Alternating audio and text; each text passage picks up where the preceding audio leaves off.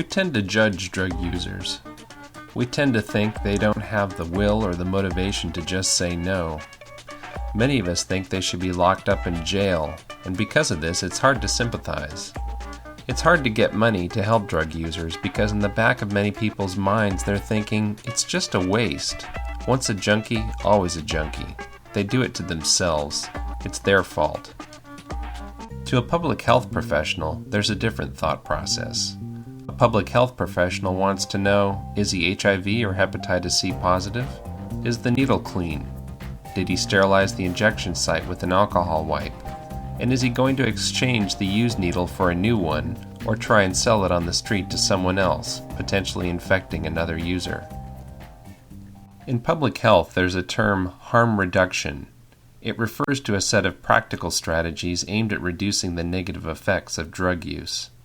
Rather than asking drug users to simply stop using, harm reduction meets drug users where they are and uses a range of strategies beginning with safer use to managed use and leading ideally to abstinence. To better understand how harm reduction works, I visited harm reduction services in Oak Park.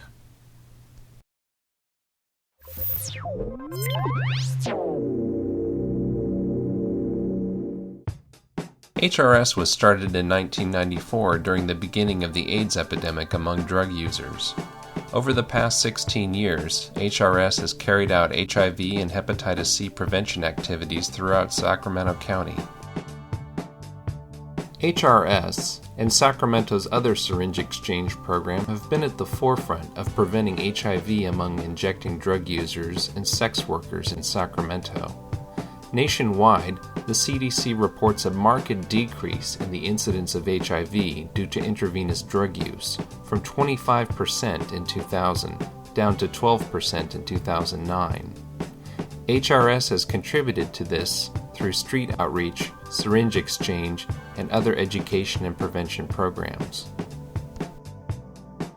Harm Reduction Services is a federally qualified 501c3 nonprofit, community-based organization. Their work has been financed through grants and contracts from many organizations, including the Centers for Disease Control and Prevention, the California Endowment, and the Sierra Health Foundation. Today, HRS does free HIV and hepatitis C testing, case management for people who are HIV positive, helps people find medical, social, mental health, and drug and alcohol services, distributes sterile syringes, and also distributes condoms and lubricant to promote safer sex. There is also the Joan Viteri Memorial Clinic next door, which operates a free clinic for uninsured drug users, sex workers, and their families. The harm reduction concept is that people need to be realistically involved in short-term projects, at least at first. And specifically, we use harm reduction in work for the purpose of drug and alcohol use, also sexual activity, and what harms can come out of that, meaning communicable diseases like HIV and other sexually transmitted infections. Harm reduction out here, where we live, close to the river, has helped us keep the old used rigs from just laying around. It's a spectrum, an unbroken spectrum of service that starts with outreach contacts, that you go through condoms and needle exchange if necessary, and counseling and case management. So harm reduction as a concept really incorporates many different levels of what it means to have a healthier life. 52 years old. I've been doing drugs since I was 9 years old. The most realistic changes for somebody being maybe just a safer practice. Are you an injection drug user? Are you sharing syringes? Can we get you to just not share syringes? So maybe you're not, cleaning the skin before you inject, but you're not using somebody else's syringe. So now you're eliminating the HIV and Hep C risk. You may still have a risk for abscesses. 40 years of shooting drugs. As many people that I still see, half of those are gone. and really getting somebody to the point where that becomes their practice, now you move them into this managed practice. So a managed practice becomes something that you can build on. What's the next thing that you can do, right? Well, I guess I can incorporate using that alcohol wipe you talked about. And when they've had success and have been able to improve things for themselves, you can start them thinking about other possible things, but always it has to be the client's own intention.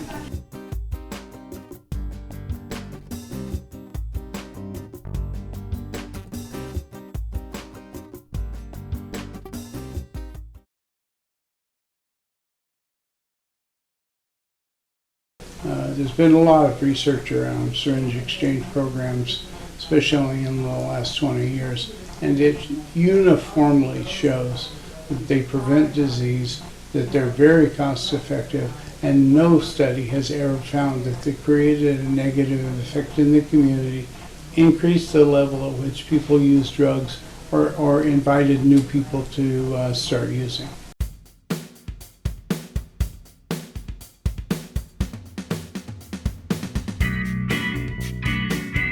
One of the arguments that we hear against needle exchange or syringe exchange programs is the cost. The cost of a new syringe is about 7 cents.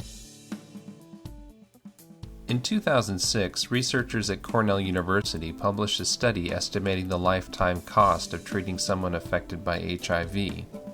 There are many factors to consider in doing this estimate, such as patient life expectancy, time spent in inpatient care versus outpatient, and the patient's reaction to the drugs. But the low figure, in 2004 dollars, was just over $300,000. An estimate today would undoubtedly be higher. But for now, let's use that $300,000 figure. Based on 7 cents per syringe, $300,000 can buy you over 4.4 million syringes. But how many syringes does one person need over a lifetime? Certainly not 4.4 million, because that works out to 219 syringes per day for someone who uses drugs for 55 years. Assume that a drug user lives to be 70 years old and has been injecting drugs since he was 15. If he were to use 5 clean syringes each day, that would equate to around 100,000 syringes over his lifetime, at a cost of just over $7,000. That's right, $7,000 compared to the cost of treating someone with HIV, which is more than $300,000. There are many conservatives nowadays who would have been opponents of syringe exchange programs who are now taking a new look at it and seeing from the research that it is cost effective. We do the HIV prevention through education and counseling and HIV testing, but we also have the syringe exchange as another facet of the disease prevention model. Folks can drop their used syringes into our sharps containers, then we are able to dispose of them safely and properly. There's a misconception that we get some sort of money or benefit from getting the used ones back, and a lot of times folks think that that's why we ask for the used ones back. And in fact, we also pay to dispose of them. Yeah. We are distributing condoms and lube for free, which are both significant in assisting with making sex safer for people. And yeah, everything that we're doing here is for free.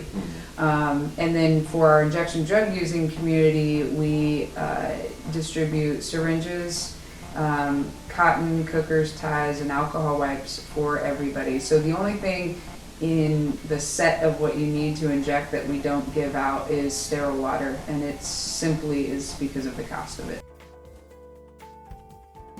Our HIV test is the OraQuick advanced test, which is a rapid HIV test. It gives you your results in 20 minutes. And a preliminary positive result means that this test did detect HIV antibodies.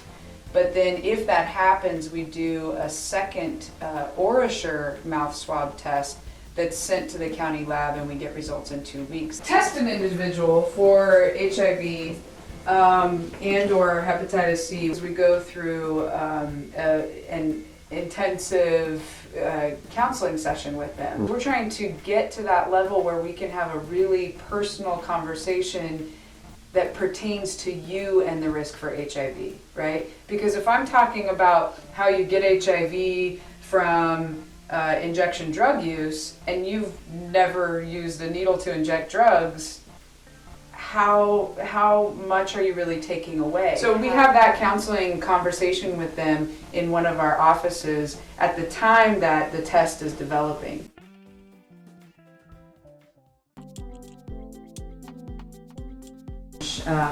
We had about a 7% HIV positivity rate amongst our injection drug users, which is predominantly who Harm Reduction Services works with in the HIV infection and positivity services realm. There's many people who do HIV services. Some are focused on men who have sex with men, some are focused on young people, and we have a really strong focus in the injection drug community.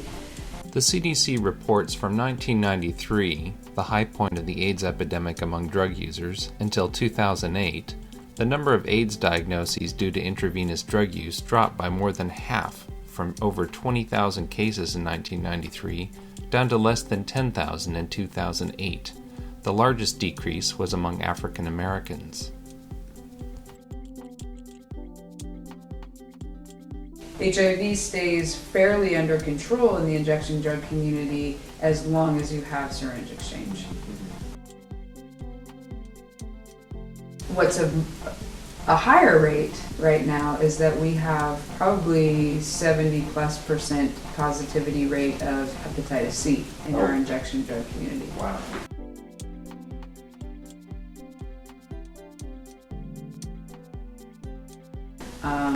For a few reasons. The testing has not been available as long.